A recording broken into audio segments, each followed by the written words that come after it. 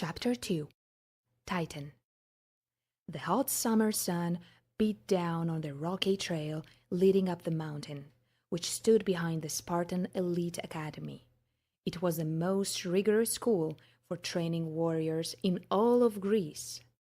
The mountain path up to the school was steep and twisted around, full of rocks, dirt, and home to bears and mountain lions. In the middle of the uphill trail, Anastasia was bent over, hands on knees, desperately gulping in air. Her clothes were drenched in sweat. They had been tasked with running all the way down the mountain and then all the way back up again, twice. A half marathon on a mountain. As usual, she was dead last. The other students were long done with the race. "Come on, Stephanopoulos, just keep pushing, and you can be done just like everyone else," the instructor barked into the megaphone from atop the mountain.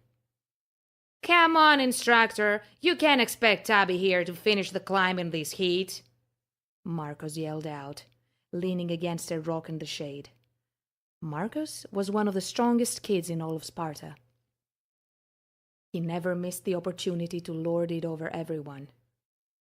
The other students started to laugh and snicker. Instructor Karas sighed and shook his head. Anastasia took one big breath and began to run again. "Almost there," she repeated in her head, staring at the finish line. Her lungs were screaming, and it felt like every part of her body was on fire.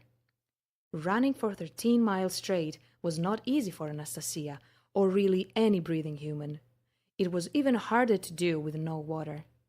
And it was excruciating, doing it up and down a mountain.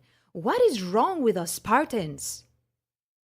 Anastasia sighed deeply, sweat momentarily blinding her. She wiped her brow with a damp wrist and then started to run up the mountain again. It seemed the tall, lean, super-athletic gene typical of Spartan families skipped her. In its place, she was born with hypothyroidism.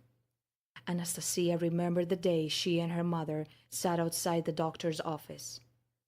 The doctor described the condition as an underactive thyroid, basically meaning her body and metabolism would function at a slower rate.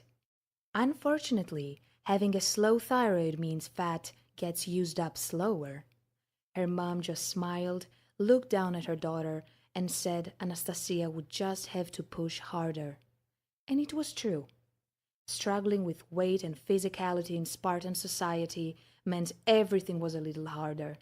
But her mother and father always made sure Anastasia never used it as an excuse.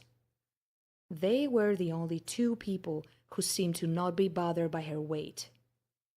Through the years, so many people would offer Anastasia dieting pills and medications. Her father would just laugh and tell them pills were for sick people, and that his daughter wasn't sick. They would snicker and they would point. They would offer sympathetic looks at her parents and accusing looks at her.